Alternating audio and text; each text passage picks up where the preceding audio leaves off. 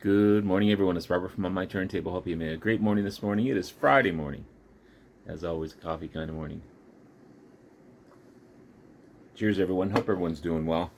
I was going to continue my albums from A to Z, second part of A, but watching Sea of Tranquility the other night, Pete Pardo and Martin Popoff, and they were ranking the studio albums of Foghat, ZZ Top, and Pat Travers, kind of three of the similar type of things.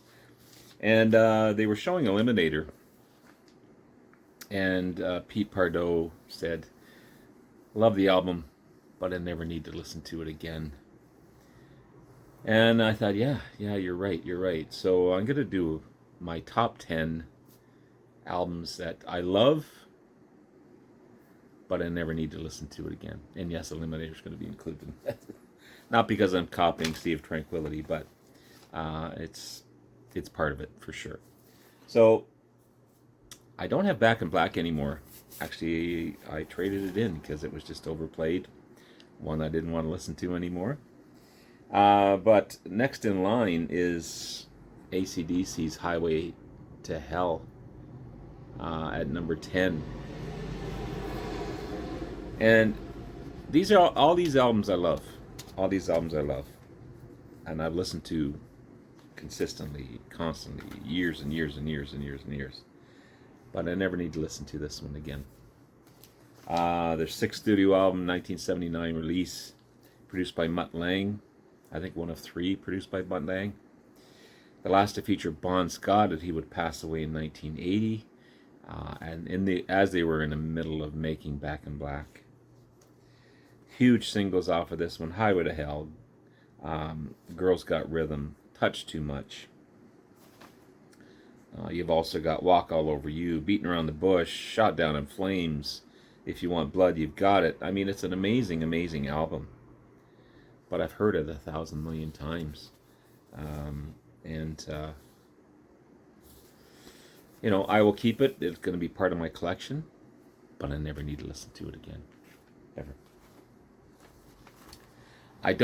I've searched probably for a half hour for this one. And I just did a ranking between this one and another album. I can't find Boston's debut album. But it's on my list at number 9. So I posted it up here. I don't know where the heck I did with it. I had a vinyl version. I had it. Maybe I traded it in. I'm not sure. But just as well, because ultra huge debut, 1976 release. Pretty much every song on here is a single, produced by Boston guitarist, and mostly written by Boston guitarist Tom Schultz, along with Brad Delp, the former lead singer. Huge singles off of this one: More Than a Feeling, Long Time, Peace of Mind. It's just so overplayed. I've heard it before. I did the ranking. I can't remember who I ranked it against. But just amazing album. But I just never need to listen to it again. Ever. So that's at number 9. At number 8, I've got 2 copies of this one. And I do love this album. Brothers in Arms by Dire Straits. I have this. I also have it in a box set featuring some of the greatest albums. Right here. Okay. So I do have copies of it. It's an amazing album. 5th album by Dire Straits. First to sell over 1 million copies on CD alone. The first album ever to sell over 1 million copies on CD alone. May 17, 1985 release. Spent 14 weeks at number 1. Along with MTV, Much Music, Canada's version of it. Created 5 big singles: So Far Away, Money for Nothing with Sting, Brothers in Arms, that song is a tearjerker no matter how many times you listen to it. Walk of Life and Your Latest Touch. Sorry, Your Latest Trick. Your Latest Trick. I love the album so much, but I just heard it over and over and over again. I just never need to listen to it again. But I'm gonna keep it. And I absolutely love their debut. I love all their albums. I love the debut album the most. But yeah, just remarkable stuff. But Brothers in Arms, never need to hear it. So as Pete Pardo from Sea of Tranquility said, Eliminator by ZZ Top, again off of this box set here. Never need to listen to it again.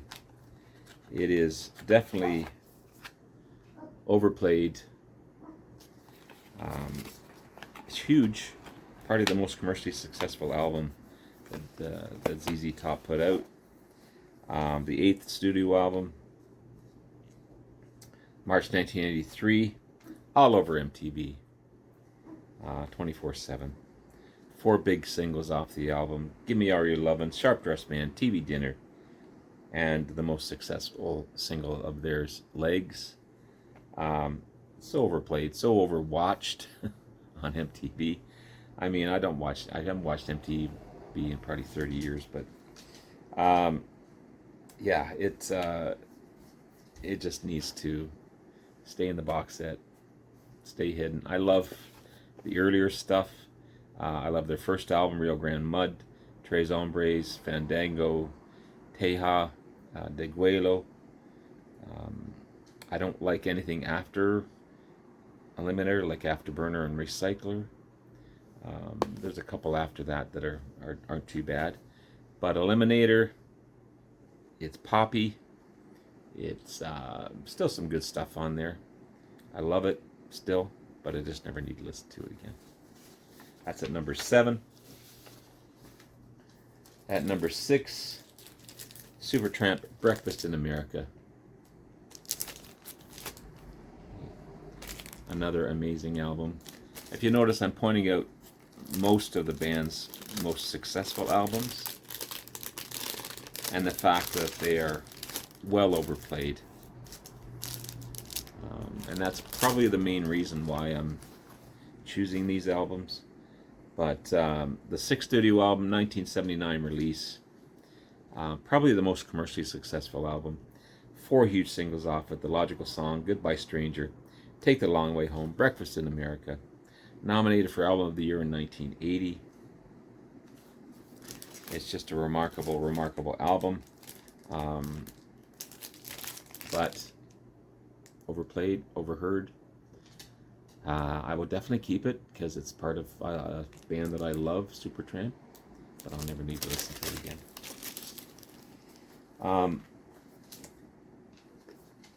From this box set,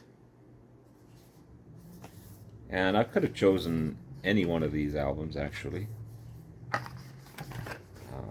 but I chose their debut album, Bad Company. Okay, it's number 5. May 1974, huge debut by this American-British band. You got ex-Free members. No, they're not. They're all British. I'm sorry. I'm thinking of another band. You got ex-Free members Paul Rogers and Simon Kirke. You got Mott the Hooples, Mick Ralphs, and you got ex-King Crimson's Boz Bowell on here, or Burrell on here. Can't Get Enough, Rock Steady, Ready for Love, Don't Let Me Down, the title track, Bad Company, Moving On, Seagull, beautiful song, Seagull. Excellent debut. It's just that I've heard it so much. And again, I just did a ranking for these guys as well. I'll set it aside for a while. Never need to listen to it again, but glad to have it. glad to have it in this box set, and it'll remain there for a while. But well, maybe one day I may listen to it down the road. But for now, I never need to listen to it again. That's at number 5. At number 4, Born in the USA, Bruce Springsteen. His pop version. He got away from Americana, went right into pop. Super successful. 7 studio album, 1984 release. 7 singles off of this one. 7. Dancing in the Dark, Cover Me, Born in the USA, I'm on Fire, Glory Days, I'm Going Down in My Hometown.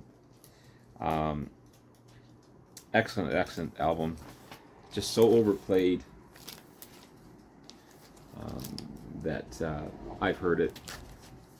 I know all the songs. It's again excellent. I love it, but I never need to listen to it again. Never need to listen to it again. That's at number 4. And number 3, we have Rumors. Again, one of my favorites. I played this thing until I couldn't play it anymore. This is actually a remastered version of the album. I also have the latest release, I think just late last year, of their live version of this one. Remarkable. Christine McVie's featured all over that one. You know, one of the greatest releases ever, not only by the band, but as an album. Their 11th album, 1977 release. You've got troubled relationships, you've got drug use, you've got all kinds of stuff going on. Probably what made this album greatest is all the troubles that the band was going through. You've got 6 singles off of this one. Go Your Own Way, Dreams, Don't Stop, The Chain, You Make Love and Fun, Oh Daddy. I mean, just a remarkable album. I just never need to listen to it again.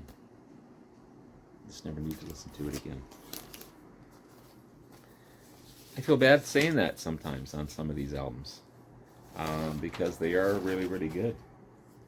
Especially this one. This is The Cars, and I love the debut album. But Candy-O. Do I need to listen to it again? Probably not. It's the second album by The Cars. It wasn't quite as successful as the debut, but very close. I haven't listened to this one forever, since it came out. Not off this box set or this CD, but on a whole, I've been listening to this one. Hit number 3 in the Billboard 200 charts. Huge success. And you got Let's Go, All I Can Do, It's All I Can Do, Double Life, Candy-O. Love it. I love Benjamin Orr's vocals. I love Rick Ocasek's vocals. Greg Hawkes is definitely an underrated keyboardist. Elliot Easton, one of the greatest guitarists out there. You just never hear about him, but some of the licks and some of the, he's just remarkable. Within all this synthesizer, his guitar work shines on this one. Amazing band. Love it. I just never need to listen to this one again. Cars, Candy-O at number 2. And at number 1, put this one over here.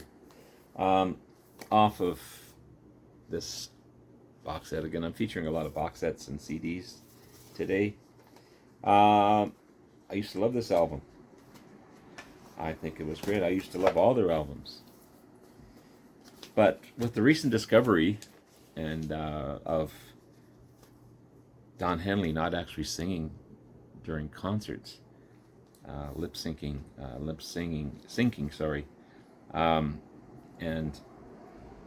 but at the same time ranking in millions of dollars on their concerts, it just kind of put a bad note for the Eagles for me. But Hotel California was, again, a staple of my youth. Listened to it constantly. Fifth album by the Beatles, or by the Beatles. Fifth album by the Eagles. I didn't put any Beatles stuff in here because I still love the Beatles and I'll always listen to the Beatles. 1976 release. The first with Joe Walsh. The last to feature Randy Meisner. He'd be out of the band. Kicked out by Glenn Frey and Don Henley. Nominated for Record of the Year. Only lost to Rumors in that same year. One of the best-selling albums of all time. Second behind their Greatest Hits, which is still one of the greatest albums ever. 26 times platinum. I mean, you got singles on here. Hotel California, New Kid in Town, Life in the Fast Lane. But overplayed, overrated. Never need to listen to it again. And especially with all that stuff going on, I just lost all respect to respect of Don Henley. I don't think Glenn Frey would have allowed that, in my opinion. But, there you go. Never need to listen to it again. So there's 10 albums that I have in my collection that I absolutely love, but I never need to listen to them again. Tell me your top 10 albums in the comments below. Thank you all, guys. Love you all. I'll be back again, yes, soon with the second part of the A's in my collection. But as I said earlier, I'll be doing stuff in between that too. So anyway, have yourself a wonderful day. Take care. Love you all. Bye now.